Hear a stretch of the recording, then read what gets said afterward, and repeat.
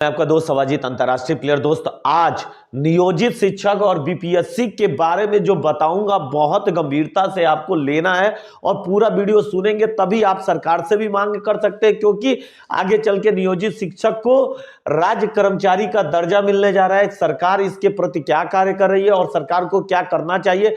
मार्च और अप्रैल में नियोजित शिक्षक का एक सामान्य परीक्षा लेने का बात चल रहा है, वहीं बीपीएससी नियोजित शिक्षकों के कारण 29,000 सीटें ये आज की जो प्रक्रिया है पूरा निर्भर करता है नियोजित शिक्षक और बीपीएससी टीआरई 1.0 और 2.0 की भर्ती प्रक्रिया से। और नियोजित शिक्षक को आखिर राज्य कर्मचारी का दर्जा कब मिलेगा और 2003 में जो नियोजित शिक्षक हुए थे उनको 2006 में क्यों समायोजित किया गया और क्या इनको पेंशन योजनाएं सरकार देगी। 2009 और 2012 में जो नियोजित शिक्षक के उनके बारे में बात होगी पूरी डिटेल में। और ये बात होगी कि जब ये टेट जैसे पेपर व अन्य पेपरों को सामान्य आधार पर देते चले आ रहे हैं, अन्य संस्थाओं से इन्होंने प्रशिक्षण प्राप्त कर चुके हैं, उसके बावजूद भी समान परीक्षा का आयोजन क्यों, ये सारे विचार इस पूरे वीडियो में रखेंगे। और आपके जीवन का अति महत्वपूर्ण ये वीडियो रहेगा।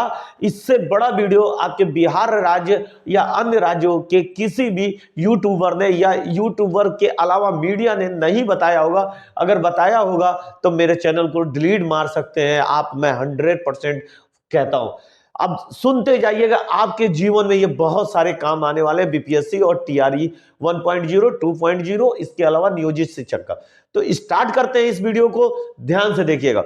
सबसे पहले ये जानिए हमारे देश का संविधान क्या कहता है। हमारे देश का संविधान साफ वर्णों में कहता है, पहले संविधान इसलिए बता दे रहा हूं कि ताकि आपको समझने में आसानी हो और आप अपने मांग को अच्छी तरीके से बिहार सरकार या किसी सरकार के सामने रख पाए। सबसे पहले भारत सरकार की जो अपनी संविधान है वो क्या कहती है। कहती है भारत का संविधान कहता है कि भारत के नागरिकों के वेलफेयर हेतु सरकार कार्य करेगी।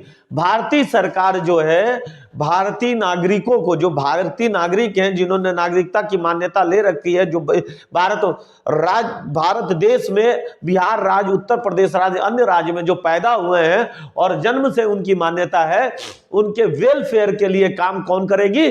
सरकार करेगी। उनको डिस्टरबेंस का कार्य सरकार नहीं करेगी। तो ये वेलफेयर वाला ही ये सभी शिक्षकों पे लागू होने जा रहा है। सबसे पहले टोटल नियोजित शिक्षकों का जो संख्या है बिहार में 3,68,000 के आसपास है। क्यों नीतीश सर, सही बता दिया क्या? एकदम करेक्ट। उसके अलावा बीपीएससी टीआरई द्वारा आयोजित परीक्षा में जो बीपीएससी टीआरई 1.0 में जो भर्ती हुई थी उसमें कितने लोग भर्ती हुए थे? 29,000 लोग भर्ती हुए थे। अभी यहाँ पे बीपीएससी वालों के बारे में भी, नवनियुक्त शिक्षकों के बारे में भी यहाँ पे बहुत सारा कॉमन पॉइंट यहाँ खड़ा होने जा। नियोजित शिक्षकों को जो कि वर्ष 2003 में बहाली हुए थे उनको एक समायोजन कर 2006 की बहाली में इनको नवनियुक्त कर दिया गया। यानी 2003 के में जो बहाली थे, जो 2003 से पढ़ा रहे थे, 3 वर्ष जिन्होंने शिक्षा दिया, अब उन्हें 2003 के न मान के 2006 की उनकी भर्ती मानी जाएगी। अब यहीं पे क्वेश्चन आके फंस जाता है, जब 2004 में ओल्ड पेंशन स्कीम लागू बंद हो गया था, तो यानी 2004 से जो नीचे हैं उनको सबको ओल्ड पेंशन योजना के तहत ये पेंशन मिलना चाहिए था। तो क्या हमारे नियोजित शिक्षक 2003 में जो बहाली हुए थे, क्या बिहार सरकार इनको 2003 का मानते हुए राज्य कर्मचारी का दर्जा सामान्य परीक्षा के बाद देगी? और क्या इनको पेंशन योजना बहाल करेगी? अगर नहीं करेगी तो ये भी भाजपा के उन्हीं रूलों पे चलना चाह रही है जहां पे भाजपा चाहती है कि अन्य राज्य के लोगों को पेंशन योजनाएं बंद किया जाए, चाहे वो राज्यकर्मी हो चाहे वो केंद्र कर्मचारी हो, सबकी पेंशन योजना बंद किया जाए। इस आधार पे काम करना चाहती है। किस आधार पे काम करती है ये बिहार सरकार को डिसाइड करना पड़ेगा। और पहला ही वर्ड मैंने बताया है कि भारत का संविधान जो कहता है भारत के नागरिकों के वेलफेयर के लिए काम करेगा, तो यही कोर्ट में भी केस बहुत पहले से पेंडिंग चल रहा है, तो इस पे विशेष ध्यान आपको देते चलना है।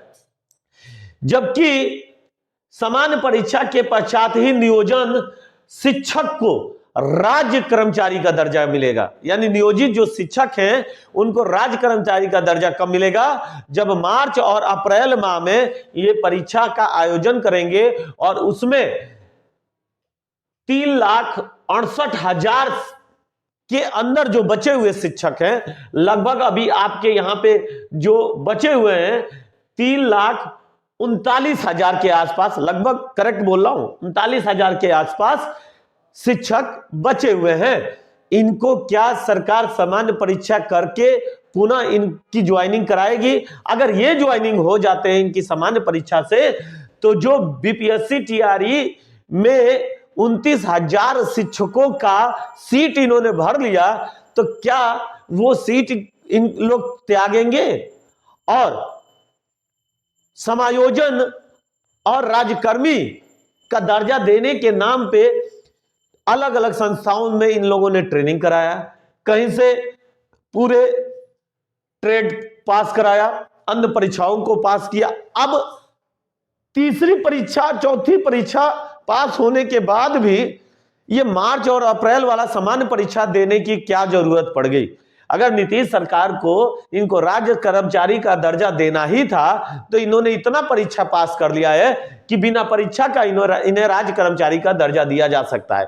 सबसे अधिक क्वेश्चन जो आ रहा है, सबके मन में उठ रहा है कि सर, जो मार्च और अप्रैल में पेपर होने जा रहा है सामान्य, उसमें जो फेल हो जाएंगे उनके साथ क्या दार्जिता किया जाएगा? क्या उनको किया जाएगा? क्या उनको स्कूलों से निकाल दिया जाएगा? क्या उनको दोबारा समायोजन नहीं किया जाएगा? ये एक खेला तो नहीं है कहीं? तो ये देखिए, इसके बारे में तो मैं भी नहीं कह सकता हूं। बाकी आप ये जानिए कि जो बीपीएससी टीआरई में आप लोग भर्ती हुए हैं 29,000, उससे 9 युवक शिक्षक जो बहाल होने वाले थे, 29,000 सीटों को आप लोगों ने भर दिया, जबकि आप लोग को कोई जरूरत भी नहीं था कि ऐसे सीटों पे आने की। आप लोग को डायरेक्ट नियुक्ति दे देना चाहिए था। ऐसे करके आप कह रहे हो कि बिहार राज्य में आपने 1,70,000 वैकेंसी भर दिया, 1,21,000 वैकेंसी भर दिया बीपीएससी के माध्यम से। तो ये 29,000 को भी तो आप मान्य कर रहे हो। तो इन 29,000 को बाहर निकालिए और उसके बाद नियुक्ति करिए। ये बहुत अधिक दुख भरी है कि 2003 वालों को, 2006, उसके बाद 2009, उसके बाद 2012 में ये जो नियोजित शिक्षक बनाए गए, इनको सूचना के अनुसार अब 2024 में जब अप्रैल मार्च में पेपर लिया जाएगा, तो अब इनकी पीछे की वैधता को खत्म कर जाएगा। अब इनको परमानेंट 2024 से टीचर माना जाएगा, यानी राज्य कर्मचारी का दर्जा इनको 2024 में मिलेगा। जब इनको राज्य कर्मचारी का दर्जा 2024 में मिलेगा, तो ये 2003 वाले और 2009 और 2012 वाले अभी तक वहां क्या कर रहे थे? क्या आपके राज्य में इन्होंने शिक्षा नहीं दिया? इनकी अगर सामान्य परीक्षा लेना है तो ले लीजिए, लेकिन सभी को सामान्य परीक्षा में पास करिए और सभी का जो 2003 का है उसको 2003 का, 2009 का है उसको 2009 का, जो 2012 का है 2012 के परमानेंट शिक्षक बना के इनको नवनियुक्त करिए। ऐसा क्यों कह रहा हूं? क्योंकि आप पूर्ण शिक्षक के रूप में कार्यरत रह जाएंगे। तो क्या महोदय 2003 से लेके 2009 से लेके और 2012 से लेके 240 दिन इन शिक्षकों का पूर्ण हुआ है कि नहीं, ये आप हमें बता दें, क्योंकि मेरा काम सरकार से सवाल करना है और सरकार को इन बातों पे आके जवाब देना है। क्योंकि अनुच्छेद 19A कहता है कि हमारा अधिकार है कि हम सरकार से अपनी सवाल कर सकते हैं। हम खुले मंच पे एक मीडिया के नाते अपनी बातों को रख सकते हैं और सरकार के द्वारा पूछ सकते हैं। तो मैं ये चाहता हूं कि भारत का हर एक नागरिक को यह अधिकार है कि 19A के तहत वो सरकार शिक्षक बनने के लिए अपना अधिकार मांगने जा रहे हैं, तो वहां से उनको भगा बिहार में, जिससे बिहार के हर एक नवनियुक्त टीचरों पे इसका प्रभाव पड़ सके, आने वाले नवयुवकों को इसमें प्रभाव पड़ सके। अब मैं 10 दिन बाद आज से 10 दिन बाद, आज 16 तारीख है और 26 तारीख से मैं दावा करता हूं कि अगर सरकार इन पे विचार नहीं करेगी तो अब बिहार